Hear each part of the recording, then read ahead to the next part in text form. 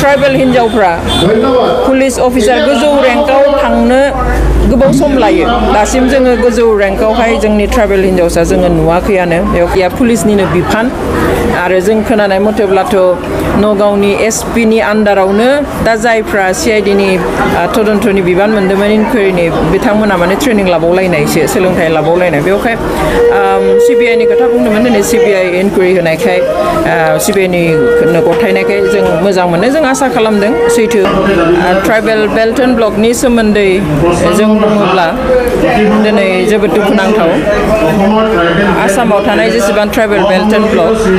बेफोराव इलिगेलि आयेन बेरेखायै हाबनानै थानाय मानसिफोरखौ एनक्रोचार्सफोरखौ एरख'नो थाखाय दिनै गुवाहाटी हाइकर्टआ अर्डार होनानै दङ थेवब्लाबो बेखौहाय दिनै रायजो सोरखारा मानिनायखौ जों नुवाखै बेनि उल्थाहै जोंनि ट्राइबेल मानसिफोरखौसो दाब दाब जायगानिफ्राय जोङो एरख'गासिनो थानाय एबा उसेट खालामनाय जों नुनो मोनो दिनै ट्राइबेल ओनसोलफ्राव स्पेशली ट्राइबेल बेल्ट एन्ड ब्लकफ्रावहाय जोंनि ट्राइबेलनि अनजिमाया खमायलांगासिनो बेयो बिनि थाखाय नङा जे जोंनि बर' हारिया खमायलांदों बा सोरबा ट्राइबेल हारिया खमायलांदों बेनि थाखाय नङा नाथाय गुबुन नन ट्राइबेल मानसिफोरनि अनजिमाया सानफा एफा बांलांबाय थानायखाय इलिगेलि हाबफैनानै बेयावहाय बिसोरो थाफैनायनि थाखाय दिनै ट्राइबेल गुबै मानसिफोरनि अनजिमाया खमायलांनो हमदों जायनि थाखाय दिनै जों गावनि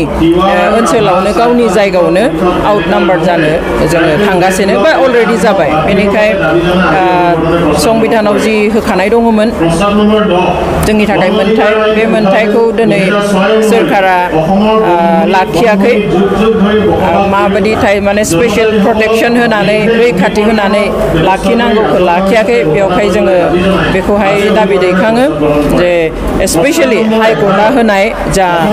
अर्डार बेखौ फल' खालामनानै मानिनानै जाहाथे आसामनि जेसेबां दाब दाब जायगायाव थानाय ट्राइबेल बेल्ट एन्ड ब्लक बेयाव इलिगेलि हाबनानै थानाय एनक्रोचार्सफोरखौ जाहाथे सेट खालामो एबा एरख'यो बे जोंनि डिमान्ड जुनमनि राभा बिथांखौ माने जोंनि आसामनि ट्राइबेलखाय माने बिथांखौ बुथारनानै माने प्रिप्लेन खालामदों मानसिफ्रा अजद दैखांदों बे बेसेबां सैथो ना बेसेबां सैथो बेखौथ' आङो दा बुंनानै होनो हाया खिन्थु गासैबो एभिडेन्सफोरा गासैबो सार्कामस्टेन्सेस एभिडेन्स बेफोरखौ नायनानै जा नुदों बेयो सिम्पल ओरैनो जानाय जाब्रबथायाव थैनाय जाथायानो जानो हाया खारन जिबादिहाय एक्सिडेन्ट जादों गारिनि अबस्थाखौ जों नायोब्ला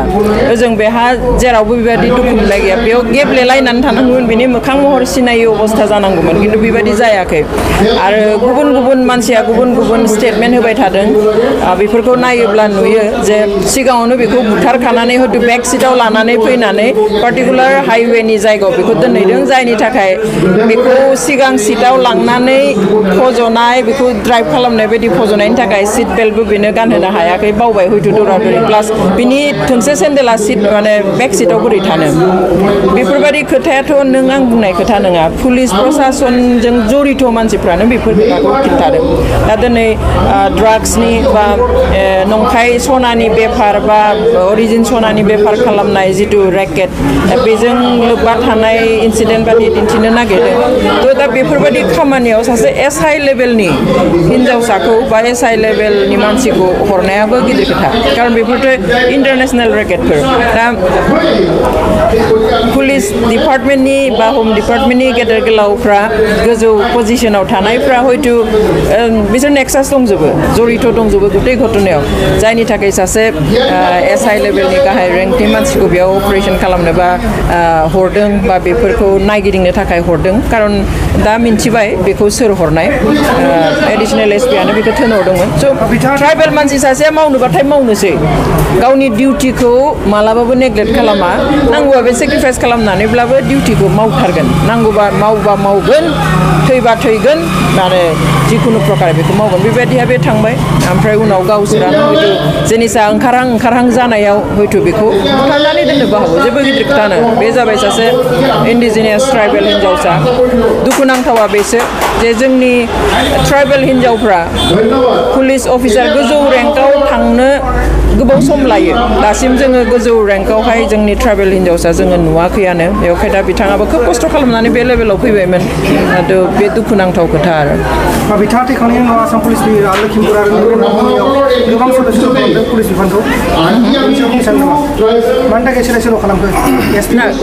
गिबि जेब्ला नगावआवनो 100निबो बारा कनस्टेबलफोरखौ सोलाय सोल' खालामबाय जेरावहाय कनस्टेबलफोरखौ सोलाय सोल' खालामनानै मा जानो थारमाने बेयावहाय क्लियार जे बिसोरनिफ्राय माबाफोर एभिडेन्स मोनथावथावमोन बिसोरखौ जायगायाव लाखिनो नागिराखै दा खिन्थु गोबां संगठनफ्रा गासिबो बुंबाय थानायखाय मिडियाफ्रा बांद्रायहै माने बेखौ एक्सप'ज खालामनो नागिरनायाव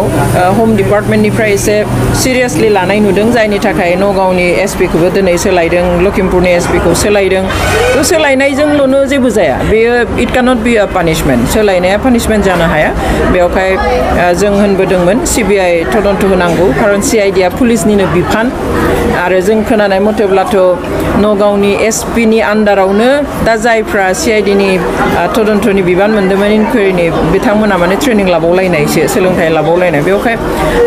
सिबिआइनि खोथा बुंदोंमोन दिनै सिबिआइ इनकुवेरि होनायखाय सिबिआइनि